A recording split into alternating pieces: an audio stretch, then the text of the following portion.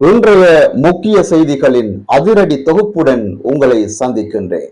இலங்கையில் மீண்டும் அரசியல் களம் சூடுபிடிக்க தொடங்கியிருக்கிறது.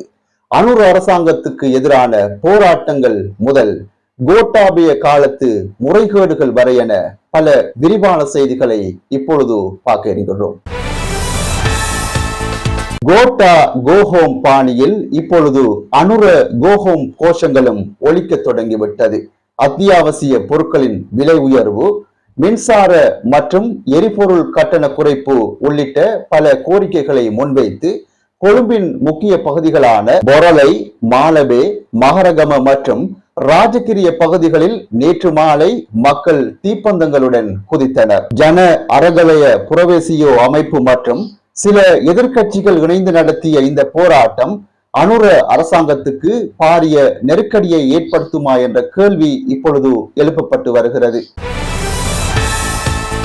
அடுத்ததாக முன்னாள் ஜனாதிபதி கோட்டாபய ராஜபக்சவுக்கு சார்பாக அதிகாரத்தை துஷ்பிரயோகம் செய்ததாக முன்னாள் தேர்தல் ஆணைக்குழு தலைவர் மஹிந்த தேசப்பிரிய மற்றும் ஜனாதிபதி சட்டத்தரணி அலிசப்ரி ஆகியோருக்கு எதிராக இளஞ்ச ஊழல் ஆணைக்குழுவில் முறைப்பாடு ஒன்று பதிவு செய்யப்பட்டுள்ளது. 2019 ஜனாதிபதி தேர்தலின் போது அமெரிக்க குடியுரிமையை கொண்டிருந்த கோட்டாபய ராஜபக்ச சட்டவிரோதமாக போட்டியிடுவதற்கு இவர்கள்தான் உதவினார்கள் என்பதே குற்றச்சாட்டாகும். பேராசிரியர் ரத்னஜீவன் ஹூல் வழங்கிய சாட்சியங்கள் இந்த புகாருக்கு மேலும் பலம் சேர்த்துள்ளது.